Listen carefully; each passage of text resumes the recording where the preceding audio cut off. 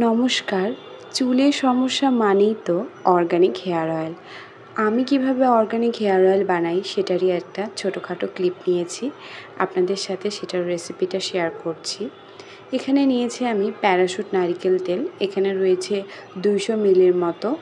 সমস্ত তেলটাই আমি একটা সসপ্যানে ঢেলে নিলাম। আমি এখানে প্যারাশুট তেলটা ব্যবহার করেছি। আপনারা চাইলে যে কোনো এক্সট্রা ভার্জিন কোকোনাট অয়েলটাও নিতে পারেন। সম্পূর্ণ তেল দেওয়ার পরে এর মধ্যে দিয়ে দিব বেশ কতগুলো জবা ফুল। জবা ফুলগুলোকে আমি ধুয়ে মুছে নিয়েছি। অবশ্যই মুছে নিতে হবে, না হলে এর গায়ে জল থাকলে তেলের মধ্যে জাল করার সময় এগুলো ছিটে আসতে পারে। সাথে দিচ্ছি 1 চামচ পরিমাণে মেথি। এই মেথির স্মেলটা আমার ভীষণ ভালো লাগে, এই জন্য আমি মেথিটা দিই। এর সাথে দিয়েছি শুকনো করা আমলকি। এগুলো আমাদের বাড়িতে সবসময় স্টোর করা থাকে, তাই শুকনোটা দিয়েছি। আপনারা চাইলে কাঁচাটাও ব্যবহার করতে পারেন। এখন সব কিছুকে ভালো করে জাল করে নেব। এর সাথে দিচ্ছি অ্যালোভেরা। এই অ্যালোভেরাটাও আমরা ফ্রেশ নিয়েছি। এটাকে আমি টুকরো টুকরো করে কেটেই এর মধ্যে দিয়ে দেব।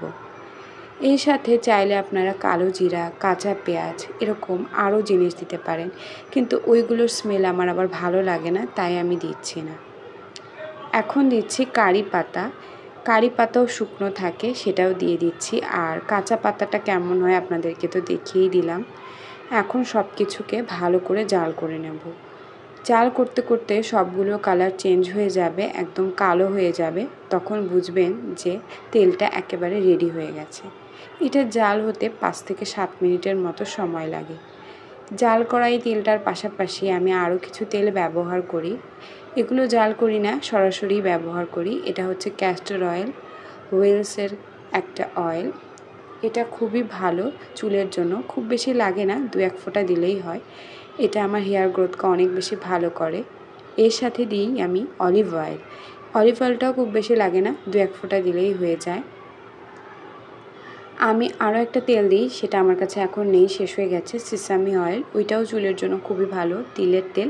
ওইটাও আপনারা মিশিয়ে দিতে পারেন। এখানে আমার অর্গানিক অয়েলটা একদমই রেডি হয়ে গেছে। দেখুন সব কিছু জাল হয়ে একদম কালো হয়ে গেছে এবং তেলের রঙটা আপনারা দেখতে পাচ্ছেন একটু কালো হয়ে গেছে। এটাকে এখন আমি ছেঁকে একটা কাচের কন্টেনারে স্টোর করব। আপনাদেরকে দেখাই তেলটা কেমন হলো।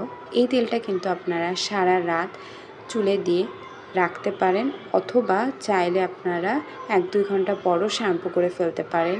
চুলের যাবতীয় সমস্যার সমাধান করে এই তেলটা।